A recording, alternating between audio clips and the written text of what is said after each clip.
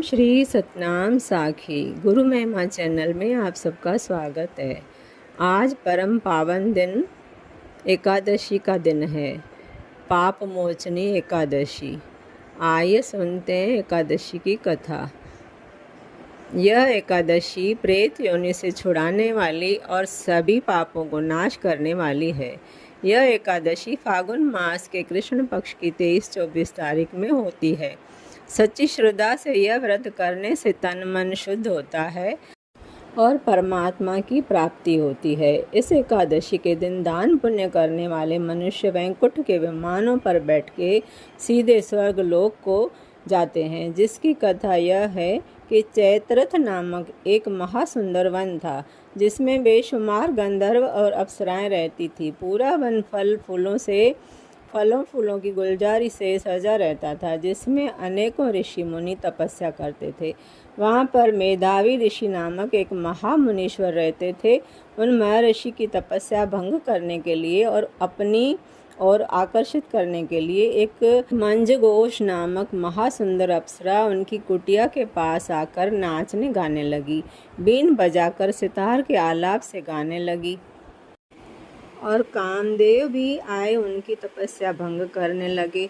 आखिरकार मेधावी मुनि कामदेव के वश में आकर उस अप्सरा पे मोहित हो गए।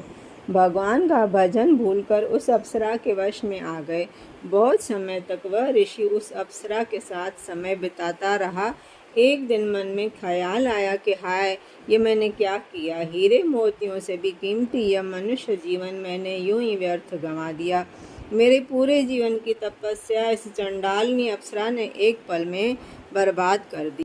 जैसे ही ऋषि के मन में यह विचार आया, उसी समय उस अप्सरा को श्राप देते हुए कहा कि हे चांडालिनी, तुमने जो मेरे पूरे जीवन की तपस्या भंग की है, अब जा, तुझे श्राप देता हूँ। आज से तू पिशाचनी बन जा। मुनि का यह श्राप सुन के अप्सरा हाथ जोड़कर विनती करने लगी कि हे स्वामी, आपने श्राप तो दे दिया, अब इस श्राप से मुक्त होने का उपाय भी कृपा करके बताइए। मेधावी ऋषि कहने लगे, हे अप्सरा, अब तुम इस फागुन मास की कृष्ण पक्ष की पाप मोचनी एकादशी का व्रत करो तो तुम्हारी पिशाच योनि से मुक्ति हो। और मैं भी इस महाफलदायक एकादशी का व्रत करता हूँ। यह एकादशी का व्रत सभी पापों को नाश करने वाला है। इतना कहकर मुनि ने भी पाप मोचनी एकादशी का व्रत धारण किया और उस अप्सरा ने भी शुद्ध हृदय और शुद्ध भावना से यह व्रत धारण किया। यह व्रत करने से उस अप्सरा के सारे पाप नाश हो गए और ऋषि मेधावी भी इस व्रत के प्रभाव से उत्तम गति को प्राप्त हुए। अप्सरा भी वैकुंठ धाम पधारी। जो भी मनुष्य इस पाप मोचनी एकादशी का व्रत सच्चे भाव से रखेगा, परमात्मा उन सभी के सारे कष्ट दूर करेंगे और वह मनुष्य उत्तम कुल, पुत्र, पौत्रों और धनवान होगा। इस लोक व परलोक में वह सुखी हो जाएगा।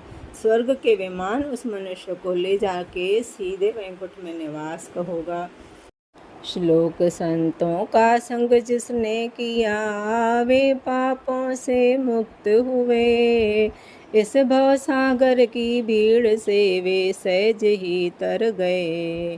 मनोरथ उस मनुष्य के सभी सिद्ध हुए। जो वचन होत वेदों के, तुम मानव मानते क्यों नहीं।